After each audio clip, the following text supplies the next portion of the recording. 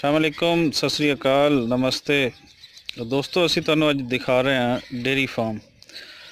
Dairy farm वो है जिथे मझां गावां होंदियां और इत्थों दुध सप्लाई होंदा है अगे शहरों दे विच। और यह है वो पिंड दा देसी माहौल जिहड़ा तुसीं इहदे च वेख रहे हो।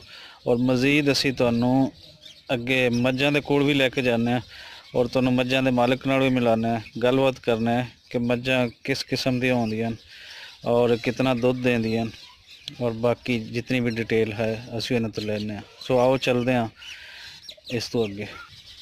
हाँ जी, मकसूद वट्टू साहब साढ़े नाल हैं जिन्हां दी मझां हैं। और इस टाइम असी जिहड़ी मझ कोल खड़ोते हैं ये मझां कालियां होंदियां लेकिन इहदा रंग कुछ होर है। ये किहड़ा रंग है जी? कैली मझ है। तो ये कोई नस्ल वक्री है या इन्हां ही च रंग बदल जाता है, कोई इस तरह का होंदा? अच्छा अच्छा, ये मुनफरद है, बाकियां तो हट के है। आओ जी अगलियां मझां कोल चलने। हाँ जी, इस मझ के बारे दसो भी ये किहड़ी नस्ल दी है कि मैनूं ते चंगी लगदी है मझ इंदा ना। अच्छा अच्छा अच्छा, तो कितना अरसा हो गई तुहाडे कोल? तकरीबन 3-4 साल। तो ठीक है, किन्ना क दुध दिंदी 24 घंटे दे विच? दो टाइम मिलदियां ना मझां, तो किन्ना क दुध दे दिंदी? एक टाइम का 8 ਤੋਂ 7 ਤੋਂ 8 किलो एक टाइम का? सही गल। तुसीं कोई इंजैक्शन वगैरह तो नहीं वो लाते ने जेह्ड़े अक्सर लाते हैं मझां? हाँ जी, है कोई थोड़ी जी दुआ तो हट के लग रही है, कोई पता नहीं सिंगां दा फर्क है या कोई होर नस्ल दा कोई फर्क है? नस्ल का फर्क नहीं, सिर्फ सिंगां का फर्क है। डेयरी अच्छा, ये जिंदे सिंह इस तरह आमड़े उन्होंने डेयरी बोलते हैं? अच्छा अच्छा अच्छा, सारियां दे नाम रखे ने? वाह बई वाह, यही प्यार की गल होंदी ना मझां दे नाल, जानवरां दे नाल। ते ओ पिछे गां भी खड़ी है, मझ भी खड़ी है। ये गां दा भी शौक है पिछे? हाँ जी, ये हुण मझां दे विच गां भी तुसीं रखी हुई है, कोई इहदे बारे दसो ये किहड़ा रंग है, क्योंकि एक रंग ते है नहीं।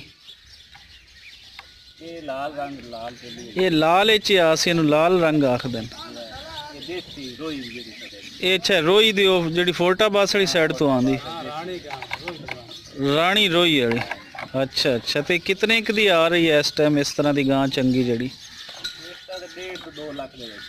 अच्छा अच्छा, ठीक है।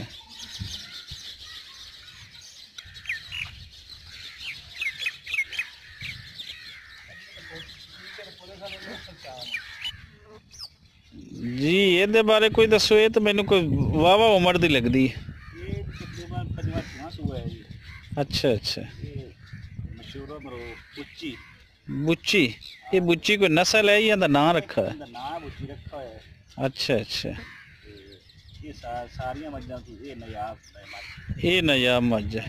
तो ये इस टाइम दुध दे रही है या कि इस टाइम सून?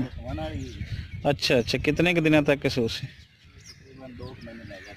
तो ये तुसी किहड़ी नस्ल दी कित्थों लियांदी है? ये सारी नीली दी है। ये भी नीली दी? सारी नीली है।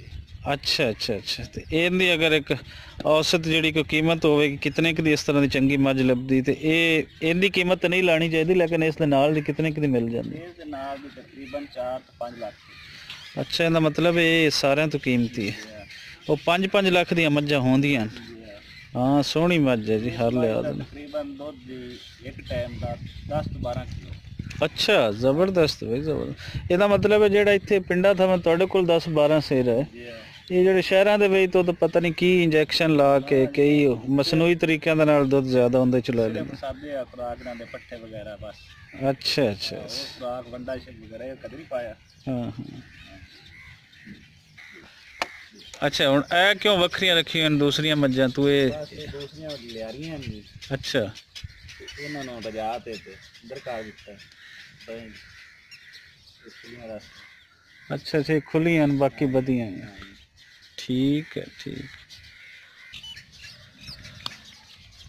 लो जी, यह है डेयरी फार्म जिंदे बारे में कोशिश की मालिक दे नाल गल करके कि तुहानूं कि इहदे बारे जानकारी मिले। और एक घर दे नाल बिल्कुल इन्हां दी सारी जगह बनी हुई और 2 तरह की जगह है।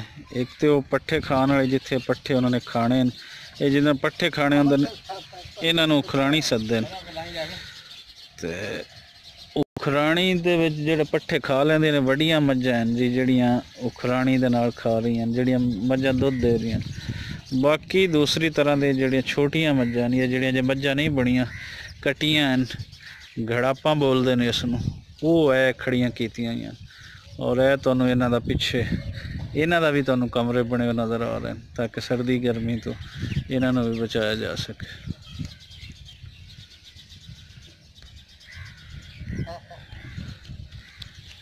ਇਹ ਇਹਨਾਂ ਦੇ ਜਿਹੜੇ ਖਿਦਮਤ ਕਰਨ ਵਾਲੇ ਸੇਵਾਕਾਰ ਜਿਹੜੇ ਉਹ ਇਹਨਾਂ ਦੀ ਸੇਵਾ ਕਰਨ, ਕਿਉਂਕਿ ਇਹਨਾਂ ਦੇ ਬੜਾ ਟਾਈਮ ਔਰ ਬੜਾ ਪੱਠੇ ਦਾ, ਬੜਾ ਹਰ ਚੀਜ਼ ਦਾ ਬੜਾ ਖਿਆਲ ਰੱਖਣਾ ਪੈਂਦਾ। ਇਹ ਬਾਜ਼ਾਰ ਜਿਹੜਾ ਅਸੀਂ ਦੇਖਦੇ ਹਾਂ ਕਿ ਮੱਝਾਂ ਰੱਖੀਆਂ ਹੋਈਆਂ, ਉਹ ਮੱਝਾਂ ਪਾਲਣੀਆਂ ਬਹੁਤ ਮੁਸ਼ਕਿਲ ਹੈ।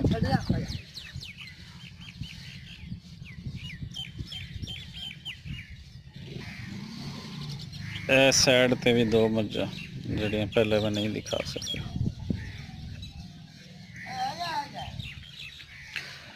ਇਹ ਨਾਲ ਡਿੱਗੀ ਤਾਂ ਕਿ ਇੱਥੋਂ ਪਾਣੀ ਪੀ ਲੈਣ ਨਾਲ ਆਪਣੇ। ਲਓ ਜੀ, ਐਸੀ ਕੁਛ ਤਫਸੀਲ ਜਿਹੜੀ ਮੱਝਾਂ ਦੇ ਬਾਰੇ ਸੀ, ਕਿਸ ਤਰ੍ਹਾਂ ਨਾਲ ਪਾਲਿਆ ਜਾਂਦਾ, ਕਿਸ ਤਰ੍ਹਾਂ ਰੱਖਿਆ ਜਾਂਦਾ। ਇਜਾਜ਼ਤ ਦਿਓ, ਮਿਲਦੇ ਹਾਂ ਕਿਸੇ ਅਗਲੀ ਵੀਡੀਓ ਦੇ ਨਾਲ।